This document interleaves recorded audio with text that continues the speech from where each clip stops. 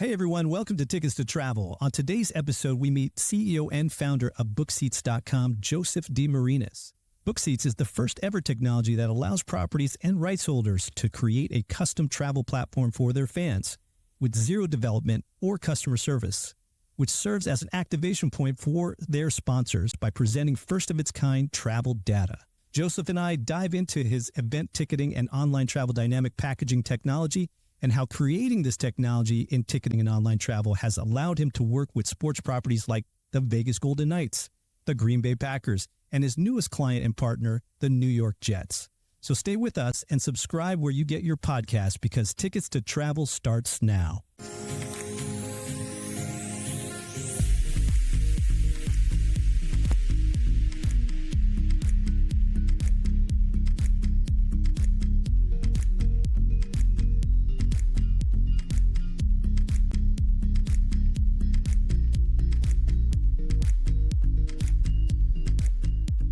Welcome to Tickets to Travel, the only podcast that talks about the business of travel experiences. And today we have my good friend, buddy. This is Joseph DeMarinis, CEO and founder of BookSeats.com. Joseph, welcome to the podcast. Thanks for having me. When I was first doing kind of my research about merging entertainment and travel, there really wasn't any platforms that put them together from a technology perspective. So when I found BookSeats, I was really excited. This is a ticket-first, dynamic packaging, online travel site that allows you to book the ticket, book the air, book the hotel. And so what sort of got you to that place to build this type of business? Yeah, I think you nailed it. I think technology and dynamic packaging, that was always what was lacking. I think in the event travel space, event travel has existed for quite some time. And I think it's always been archaic. It's been very manual driven. It's been a lot of lift to make it happen. And I think that was the real pain point. Me being an event traveler myself, going through it, planning these trips, but then growing up in the travel industry, just seeing where it was going and where technology was taking it, yet how far behind event travel was really the source of it. And then just the data just continued to pour in, showing experiential travel and event travel was really taking some decent amount of market share within the entire travel landscape. So I think there's a number of different factors and happy to dive deeper into all of those, but that was really the source of it. Well, I mean, was there a particular game or was there a particular music event that you're like, I should be able to do this easier? Like, what's that story? So I grew up in the travel industry, had a number of different roles within, but in high school, did some March break, spring break trips where we took over 150 students down to Montreal and coordinated all that and saw what that was like. And then out of university, we did a sports trip actually where we took 50 Italian soccer fans down to Boston to watch the Inter Milan versus AC Milan. So we sold that through our OTA. I managed all that. Again, very traditionally you have room blocks, seat blocks with the airline, room blocks, and you buy bulk of tickets. And as successful it was a lot of work. And was the juice worth the squeeze when you're putting in all that work? And for us, it was, you sat there and you said, well, why does this have to be so manual, especially where things are going? Right. So it was that. I think that was definitely one of the moments where it's kind of looked at it and said, there has to be a better way. There has to be. First of all, I want to ask you, like, what is the deal with people in Canada, Toronto specifically, who go into student travel? Because I've met so many of you guys where I've talked about it before, where it's like they have the understanding of going to negotiate a room block and going to a nightclub and getting a group of tickets set up and then pulling it all together, because there's quite a few of you who've done that. And what's interesting for me as being an online travel guy for a couple of decades, that was one piece of travel that I never experienced because of how manual it was, right? Like if I'm an old school Expedia guy, and then I'm like, well, how do all these kids get to Cancun spring break? How does that get developed? When I of course was at Paulin, I started to really understand that, and just seeing the gap that there really isn't a unified platform. One, for group hotel contracting and connectivity. Sure. Think about all the room lists and confirmations that have to get done. And then forget about air. You'd have to actually be on a desk and call in for a group block at that point. And then tickets in general, especially when you start looking at sports, there's different systems. It's very, very fragmented. So I had this sense of like respect for these guys who are just basically like yourself, who are hustlers. And so, I'm going to take a bunch of people and have an experience. And that was a key factor for me, kind of understanding like entertainment and travel. It should be as seamless as possible, but the way that these student tour operators sell it, it doesn't make a whole lot of sense online. And so there's always this disconnect of knowledge and technology. So kudos to you guys. And is this like a cultural thing in Canada? Because I feel like you guys don't market. I don't know if it's a cultural thing or it's what can we do to mask the colds. But I think, listen, the group stuff, have a lot of respect for it. I think it's there's a huge opportunity and space in it, but not only the manual management of that type of travel, but more so the risk, right? As I'm sure you've seen and you've experienced, when things go well, they go really well. But when things aren't going well, it's a huge, huge risk for the owner or the operator of that event. And if you're stuck holding the bag, it's a heavy bag to hold. Yeah, so that makes sense. You're like, I could take technology and basically take away the risk. Like I said, I think the manual labor, the lift is one piece of it, but I think the risk was the larger piece of what we were thinking when the ideology of what BookSeats is today and the whole live marketplace of what we do. Now, that's amazing. So you started out as a travel guy, essentially. Yeah, I know your family's been in travel for forever. I think the other differentiator here is tickets. So what was sort of that journey for you, learning sports ticket, entertainment ticketing, and then how that came to be merged on a platform like BookSeats? Yeah, I think for me, I was never truly entrenched in the event ticket space personally. It was something that I had to learn and continue to learn because it continues to evolve. And I think what's been amazing about the event ticket landscape over the last 10 years in particular is how much it's grown.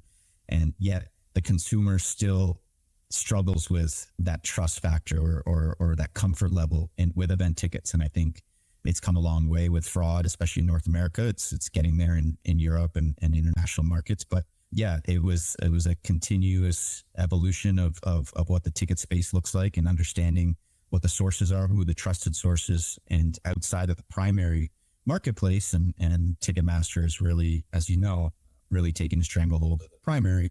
Yet now we come to realize, especially if you're trying to plan a trip around it, events are typically sold out, at least the ones that you want to travel to. So how are you able to pull trusted ticket inventory with a ton of different coverage? So you not only have the front row seats or the 50-yard line or half court, you have the 300 level, you have the standing room onlys to differentiate yourself and allow the customer to choose what they prefer and what price point they prefer at. So yes, it's definitely been something that I've tried to entrench myself in and try to understand. And again, it's not something that I had too much experience coming in. Yeah, no, I think you and I are similar in that way, that we had this interest about ticketing and how to pull it all together, but we weren't born into that. And so what I always say to people is that, selling a room night from a hotel or OTA perspective is similar to selling a ticket because it's counted the same way from a reporting perspective. And so, once you have that baseline of understanding, you're like, well, why don't these systems sort of make a whole lot of sense? And from a sports perspective in particular, which, by the way, congratulations on the Jets and on the Canes and the Green Bay Packers, which I'll talk more about later. But I think what most people don't understand is even from a sports perspective, they see travel differently. They see travel in terms of hospitality and VIP. When you have bigger companies like On Location or Quint or some of these companies who basically put together these amazing experiences with a hotel room where it's more like a tour operator versus doing something that's more dynamic like a regular OTA would in terms of pulling that together. So has that been a challenge? I think I know the answer, but has that been a challenge to talk to sports people in general about what the differences in travel may look like, at least online? Of course, I think it's been ingrained into, especially on the property side, the more premium experience. That's what hospitality, that's what the sports traveler wants, or that's all we've known of it. Yet I think our industry has definitely at least been able to make some noise definitely of late. And you're seeing the average fan or even the avid fan traveling for preseason game or a regular season game or the first round of playoffs. You see away fans taking over stadiums. Well, it's how did they get there? They're not all paying those premium prices or looking for those premium packages. They are more of that FIT traveler. Either they wanted to chalk that stadium or that city off their bucket list, or they just want that experience and traveling to that new city, and maybe they do it once, twice, 5 times a year, whatever it may be. But that's what their paid time off is put towards. They're not going to the Caribbean for 7 nights and sports be all inclusive. They're sports fans, exactly, or music fans, and that's how they rather spend their vacation time, and that's what gets them. I mean, listen, I'm one of them. It's more than just a game or the event. I think it's the pregame, it's the postgame, it's leading up and having that experience going into a different market and experiencing, like I said, a different stadium, venue, or city. Yeah, it's not just the experience of the game, but it's the destination as well. Like I keep telling my son, he's a big basketball fan. I was like, this is a great way to see America. Let's go to New Orleans and go see the Pelicans. And then, we'll go hang out in the French Quarter, that kind of thing. Or who's going to get to Cleveland otherwise if I'm not going to go see the Cavs? You know what I mean? So I think there's a huge value. And also, I was doing a bit of research in that there's a whole generational thing now with boomers who want to travel with their grandkids or their kids in general to each baseball park. That's an actual market that they're looking at. And I think, I've had a couple of discussions around with the MLB people, and they're like, yes, if we can figure out a way to secure that fan and create technology where they can book multiple trips within the ticket, buying the ticket, because let's face it, they want to sell the ticket first. So if I'm following the Dodgers and I want to get to San Francisco and then to Chicago and then to New York, that doesn't really exist because, one, they want to provide the service, I think, to the fan. Also, as a league, they probably want to provide that data back to all of the teams. And I think that's a very valuable thing. So you must run into these type of use cases, I suppose, in your weekly discussions with your various partners. 100%. I think our properties, that's the main piece of it, Mario, is the data piece. How do we understand who that fan is? How do we retarget them? How do we learn more about them? How do we serve them the right services, the right providers? We want to amplify our official airline partners. We want to amplify our official hotel partners. So how do we serve a purpose to those fans, but then also learn more about them and maybe even reward them in that case? Hey, we've heard a lot within our space and different partners and properties, teams that are actually rewarding fans for following the team on the road. I know the Falcons ran a promotion last year, I believe, where for all their season ticket members, if they went to see the team on the road, if they prove that they went to a different destination or a road game in some form of capacity, that they would complimentary take care of their tickets to that game. So there's ways that these teams are always trying to be creative and reward those fans in particular.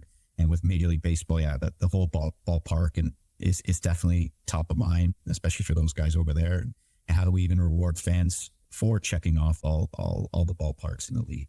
And they should. They've spent quite a bit of money to travel with the family, and you've got at least 2 tickets sold, probably 4, and they're going to make it happen to a number of different properties around the country. So that should be tracked, right? That there should be an account.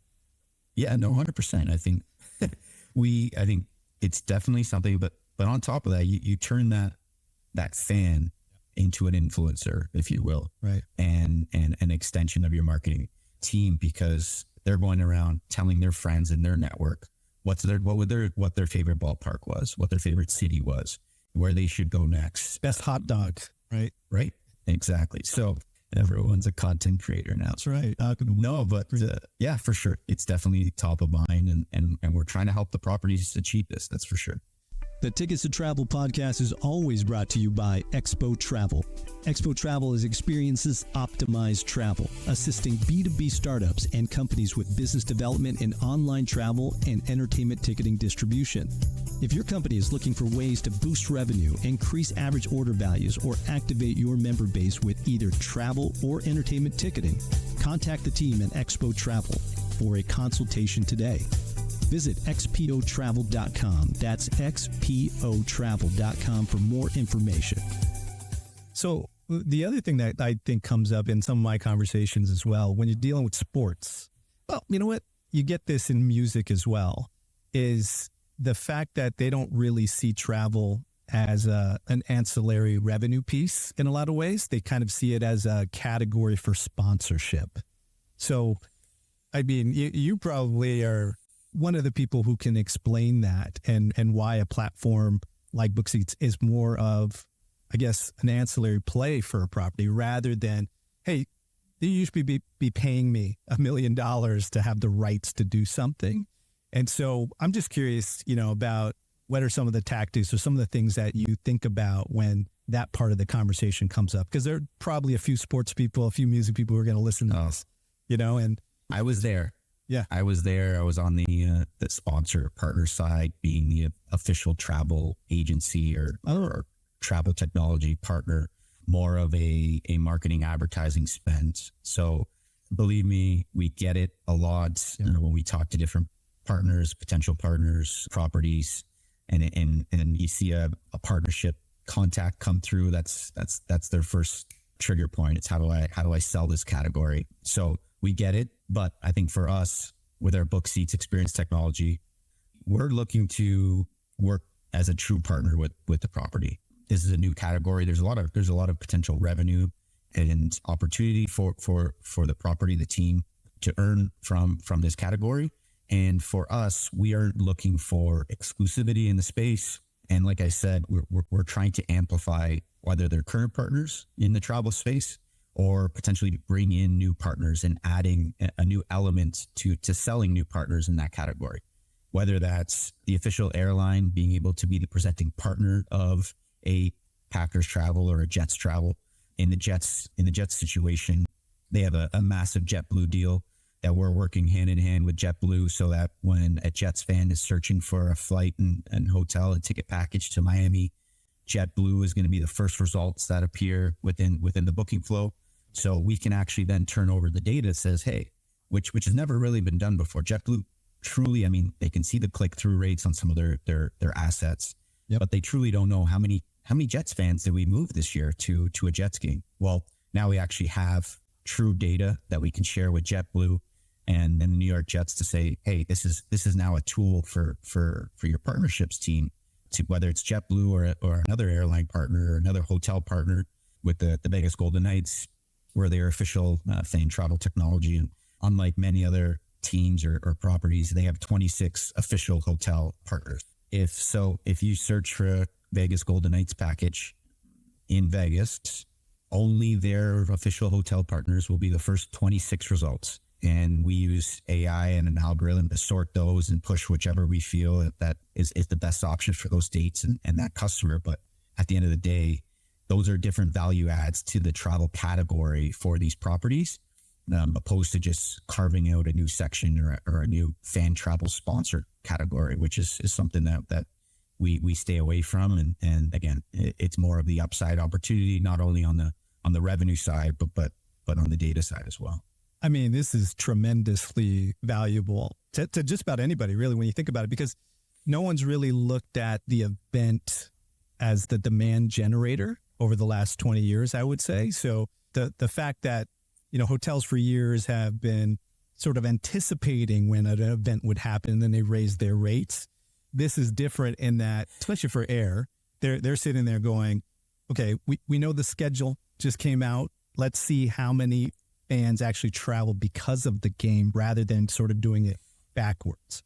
So I could see where that could be tremendously valuable to any property to be able to track that, because again, I don't think it's been done. That's one of the reasons why, we've developed a relationship over the past, year or so, is that I hadn't seen anybody really do that. And as a OTA guy, having the ability to activate on that sponsorship too is interesting, because for people who are listening, back in the day, I was the guy who could control that sort order, right? Yeah. So if I'm putting in, I'm going to New York City, we could determine either based on amount of inventory, best rate, length of stay, what would pop up first in that sort order. And the reality is, I don't know, Joseph, how many people get past that first page? I mean, yeah, like Google, if you're not on the first page, you don't really exist, right? Right. So it's like 80% comes off the first page, and you could even drill down even more in the top 5 results.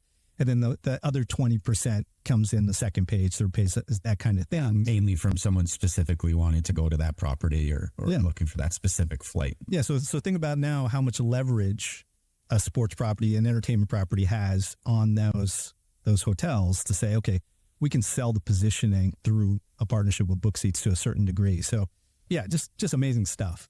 How did you come up with the name BookSeats? I always like to ask that, because people, there's a number of different companies in the space and they have unique names. And so most of the time when we're just being in startups, trying to explain the origin of certain things about a business is always key. So how did you come up with BookSeats? What was sort of it's kind of obvious, obviously, but like what's... It's a great question. So my uncle Enzo DeMarinis, and a mentor of mine, he's one of the original founders of Bel Air Travel and redtag.ca, the Red Label Vacations group, along with my father. And he, back when the World Wide Web was starting to kick off, he was one of those .com hoarders and acquired a number of different URLs. Wow. and still has, I believe, a list of them that he banked and secured. And I think when we look back, even 20 years ago, when we look back at how D2C brands, direct-to-consumer brands were going after consumers, especially the e-commerce world, it was going and presenting the brand as a .com or a .ca, whatever it may be, because that's how you drive awareness. And instead of saying you don't have a brick and mortar, you're not going to a specific store or creating a brand. The brand is the URL. Right. So when we were planning and building out what is now BookSeats and BookSeats.com, it was how do we incorporate a .com, because that's where we wanted to drive traffic. We didn't want to just be BookSeats, because what is BookSeats? But if you hear BookSeats.com, then maybe you'll go to BookSeats.com to figure out what it is. That's a call to action, right? Correct. So the call to action piece, I'm old enough to be around when it went from hotel reservations networks to hotels.com, which is kind of like obvious. And so I remember during that time period, people would say, well, where did Expedia come from? So if people don't know, IAC, which is a Barry Diller's company, bought both HRN or hotels.com and Expedia, merged them. And we'd go back to the Expedia guys like, how'd you come up with Expedia? And they would say, if it's not a call to action, like going there for hotels.com, he's like, the other secret sauce is something that infers travel, right? Or infers what the brand does, but doesn't have an actual meaning. So the guest or the end user applies a meaning to it, or you can build the brand around that. And essentially Expedia, for example, it doesn't mean anything, and also makes it really cheap to buy a domain name. Right? To your uncle's credit, he was hoarding all the ones that are call to action. That's kind of the thinking, at least. So yeah, he sat into these, obviously. So he sat on a bunch of them. A lot of them are very travel related, of course. And BookSeats obviously was multi-purpose when it came to booking seats on an airline, as an example, or booking seat at an event. So it worked. It made sense. It rang off the tongue a little bit, and that was kind of just hit it and run. I think, like you mentioned, I think a brand's name could always be referenced or built out, or a lot of times changed, if you will, in some sort of rebranding. But yeah, that's the real truthful origin of how it came about, and we ran with it. I appreciate that. Like I said, there's a lot of companies in startup world, right? Because how long have you been in business per se? Like how did this sort of ramp up? Because I know this has been an idea for a long, long time. How did that journey happen to where you say, hey, this is the name, we're going to go for it. I've seen the gaps, I'm going to go build something. Like what's that story? the build has been going on for quite some time as more of a side gig, to be honest. Yeah. In March 2019, I left my role at Red Tag and the Red Label Group to specifically focus on launching BookSeats. In October 2019, we launched. Oh, I know where this is going. Yeah, ramp up, a lot of quick short-term growth and excitement, and then bam, February, March, I guess it was what's going on here. So yes, 2022 was truthfully more of our real launch of the platform, and I tell people all the time, I think it was a blessing in disguise for us, the pandemic. If that would have happened a year or two later, it might have been more detrimental to the business because it was so early. Our team was still very small. We hadn't burned a lot of money trying to ramp up. So I think, listen, everything happens for a reason, and try to look at it glass half full, but gave us an opportunity to really work on product, SEO, SEM in particular, and allowed us to get to where we are today. Yeah, that's an amazing. I mean, I think what's also interesting about your business is that it's not just tickets and events. It's really an OTA as well, just a dynamic packaging tool for air and hotel.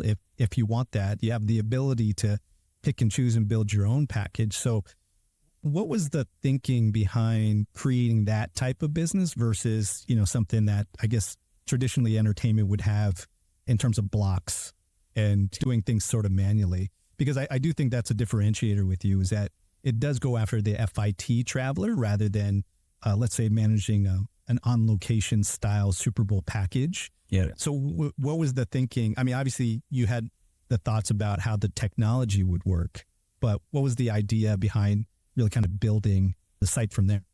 Yeah, no, I think the biggest thing, Mario, was that when we looked at some of these contracts and these room blocks, you say, okay, you go in, you spend the time and money to negotiate and go on risks for hundreds of rooms. When you actually dive into the price point, it's not that much better than you're going to get in the live marketplace. And when I say live marketplace, it's not just one source. You're utilizing tens of different top suppliers and trusted suppliers to pull their inventory and obviously obtain their rates, their net rates.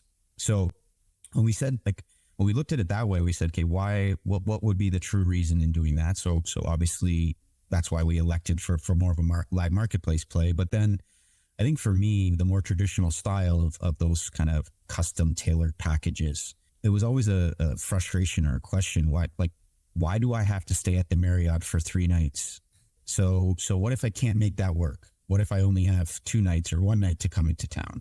So I think it was, and what if I'm not a Marriott Bonvoy member and I have some sort of affiliation to a different property or product? So I think the freedom of choice piece was the biggest. Now we continue to balance too much freedom of choice and or no freedom, right? So it's like, okay, well, you're going to display 500 hotel rooms in New York City. Well, now it's just overload. So how do we utilize, whether it's our expertise and our team's expertise or AI or whatever may be, specific algorithms that we put into place to say, we want to serve X, Y, and Z, as you said, on the first page or the first 4 results, 12 results, whatever it may be.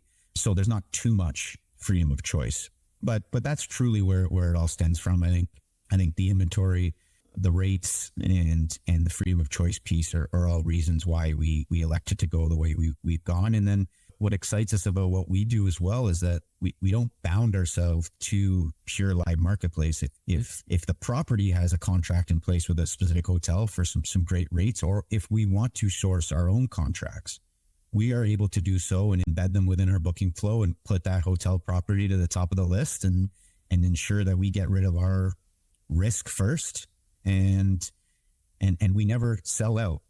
And that was one thing I was talking to a property about actually yesterday. It was like, we never have to put the sold out sticker on our packages up until the day before an event. You can build out a hotel ticket package and or the day of an event. To be honest, there's no such thing as sold out unless for whatever reason there is absolutely zero inventory in the stadium or 0 inventory within a 20-mile radius of the venue or that city center. So those are all factors to it. So, you've been doing this for a little bit of time now. Was there a particular, I guess, business case or situation where you're like, I got it? I mean, I'm thinking it's probably like when the NFL schedule comes out or something like that, where you're like, boom, this just made it happen. And now you things are a little bit clearer. Now you can get into really kind of tuning in on the strategy. Was there a particular event that did that for you? I would say specific event. I think obviously we go through the ebbs and flows of the event calendar in terms of when things are released or come out, or obviously the season start, playoff start, big tempo events happen. I think NFL schedule release has become, especially in the ticket space and in our space as well, a Christmas for event ticketing. It is crazy what happens on those few days of schedule release.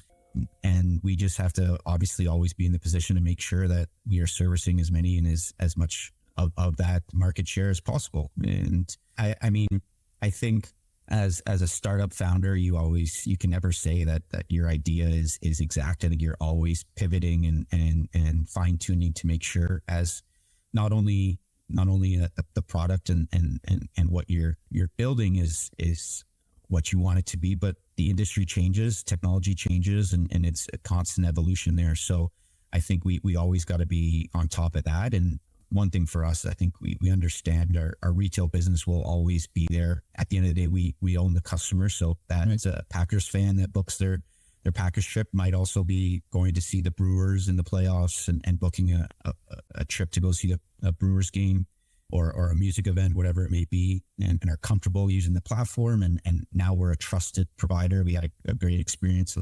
So that returning customer is obviously key. But yeah, I think for us, the white label B2B solution, allowing the teams to create their own fan travel hubs. And as you're seeing with all our partners, and that's really that kind of. I thought you were going to say Taylor Swift. You're just going to retire off of Taylor's tour. Yeah.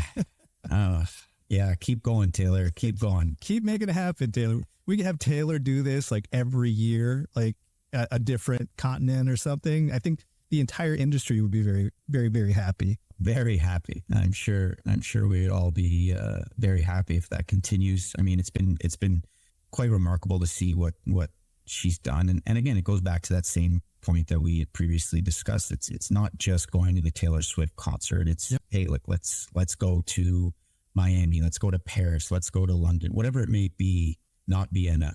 That's the whole experience. When you go back and you sit back and say that was unbelievable. I recently went to see Coldplay in Dublin. Nice. Again, okay. Yeah. No, it was a remarkable experience. I mean, I mean, they've been to Toronto before at the Rogers Centre, and I think just being in a new destination, sitting around people that you kind of entrench yourself in their culture, and it's a different experience. So, I mean, you actually kind of beat me to the punch. What I like to ask every guest is if cost, pricing was no issue for you, what is the perfect event travel thing for you? What is the bucket list ticket plus hotel destination package that, I mean, you can probably book on BookSeats, quite honestly, but what would be for Joseph DeMarinis? What would be the best package you could put together? I'm probably gonna sit here in 30 minutes and be like, oh yeah, no, probably that one. But you do multiples. I mean, because I'm gonna. Yeah, I think a World Cup final. Well, that's gonna be easy on the next one. Come on. Yeah, hopefully our friends at the Jets will help us out at MetLife. But yeah, maybe. But I think a World Cup final would be something. Obviously, if Italy or Canada would be in it, would be special. But I think that would be my BookSeats trip if I can do one. Which hotel, which destination? Let's say USA Canada could play anywhere in the World Cup. In a World Cup, it might be a final. What destination? What hotel? I don't know. Let's go to. I was actually just talking to a friend about that. Just got back from Barcelona and how amazing of a city that is. So let's say the W in Barcelona. Okay. Okay. Yeah. At the new Spotify Camp Nou. How about that? That's a good one. That's a good one. I think we could probably make that one happen. Well, Yeah, if the team's playing in it, but no. but definitely a trip that, I mean, you can book through BookSeats or any other event travel sort of platform. Yeah. Well, hey, Joseph, thanks for your time. Appreciate you coming on Tickets to Travel. Hopefully we could do this again soon with some new announcements about what your business is doing. So thank you. Nope. I appreciate the opportunity. Thank you so much. And we'll talk soon. Talk soon. The Tickets to Travel podcast is always brought to you by Expo Travel. Expo Travel is experiences optimized travel, assisting B2B startups and companies with business development in online travel and entertainment ticketing distribution. If your company is looking for ways to boost revenue, increase average order values, or activate your member base with either travel or entertainment ticketing, contact the team at Expo Travel for a consultation today.